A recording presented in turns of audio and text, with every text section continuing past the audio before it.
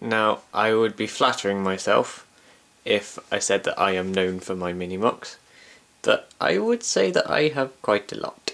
So I think a little montage is in order, isn't it? Even though I might not be able to talk for very long on each one individually, I think I can, put them all into one, can't I? So, we start off with the, well, I'd call it the fan favourite, the elephant. It's probably one of my own personal favourites out of all of my MOCs. I have taken this one to China with me on holiday. I've got loads of pictures and it's so fun and it appears everywhere.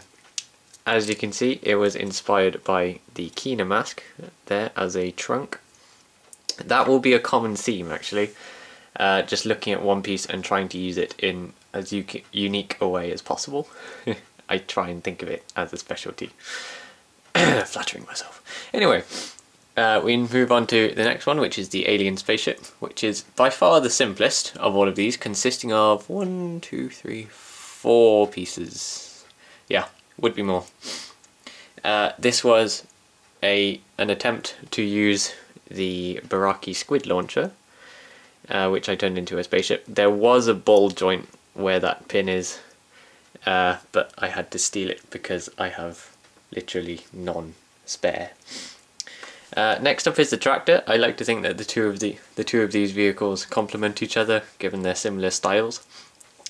This one was inspired from Duncan Bulk's leg armour, which I have seen used as leg armour far too many times, so I thought I'd make a change. These are the gears, what do you call these again? The Glatoran geary things. They work very well as tractor wheels. And this one's probably the sturdiest out of all of these. Next up is Spore, who is, well, yeah, she was part of my Hero Fafru series. She was the one who is to represent the grass and bug types. Originally she was going to be a Titan like all the others and look a bit like Roselia, but yeah, I'll just have Celebi instead, shall I?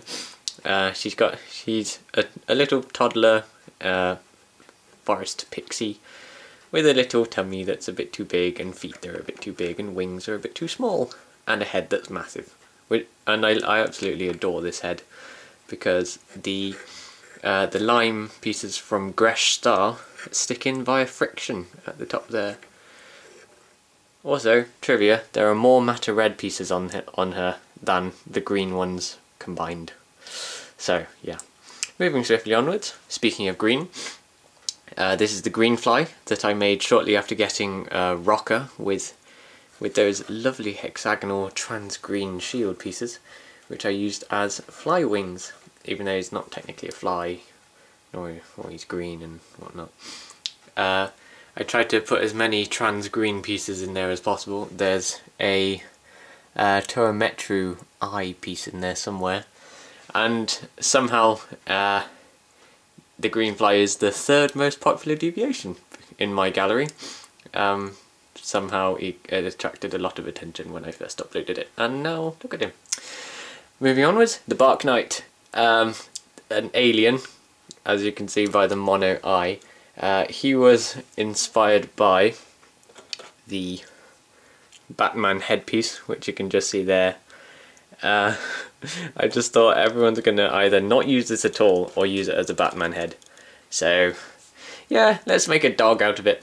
The name The Bark Knight, I think it's credited to Welcome to the Dark Side on DeviantArt. So yeah, credit goes to him. The Bark Knight, the Dark Knight. Oh, that's hilarious. Next one is one of my personal favourites. This is Sock, aka Broken Pieces. Currently my most popular 100 Themes Challenge one, understandably, because it's a MOC as well as an entry. Just by the title Broken Pieces, you can probably guess what inspired him. Well, the mere fact that, well, I'm sure everyone has a piece or two that has broken, as you can see on the top there. There's a socket piece that's broken. His nose has a broken socket piece. His arm, broken. The yellow, broken. The yellow there, broken. There's cracks everywhere. This claw was chewed by one of my cats at one point, and that connection would be impossible without without it having been broken. So yeah, broken everywhere, which is lovely. Oh, and the pin at the bottom. I have no idea how I managed to do that, and it took me forever to find it because I knew I had one, but I just couldn't. Yeah. Anyway, moving onwards, the goldfish. This was built. This is actually the second goldfish that I made. The first one was a present for a friend, a female friend who's down in London, and we have an inside joke where we send each other pictures of fish, and so I thought, as a kind of parting, well, not parting gift, but just a little gift, I'd give her an actual fish. This one was based off the rotor head on the top there. I admit that the tail shape isn't at all accurate anatomically, and the fins are too small and in the wrong place and everything, but I think it's adorable. Also, the original had blue eyes, and I much prefer the one with blue eyes, but I don't have any blue eyes spare. Okay, the next one is the Hero Factory, made from Hero Factory pieces for Hero Factory, featuring a Hero Factory core. This one was based off Duncan Bulk's arm piece there, as you can see.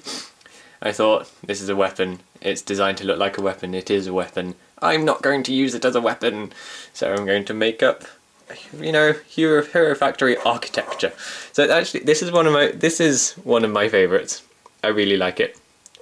It hasn't received, well, clearly it wouldn't be as popular given that it's a building and not a warrior, titan, robot, alien, gunslinger, whatever you want to call it.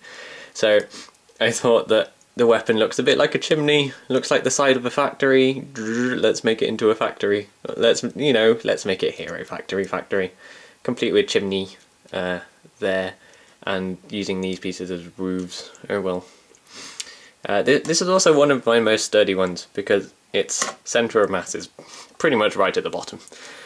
So it's very hard for it to fall over.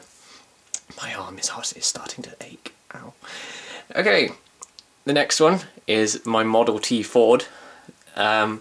This was after looking at the scope piece, which I've seen used as a scope or not at all. So I figured, what could it be? What could it be? A wheel, maybe? A wheel that doesn't move, that's not terribly useful. It looks a bit like one of those old-fashioned cars. So, you know what, let's make an old-fashioned car. Complete with removable Lego minifig. Whee, like that. I don't know why I used this one in particular to model and size comparisons, but oh well. The back wheels turn as well, as you can see. And then our newest ones, the Dodgems.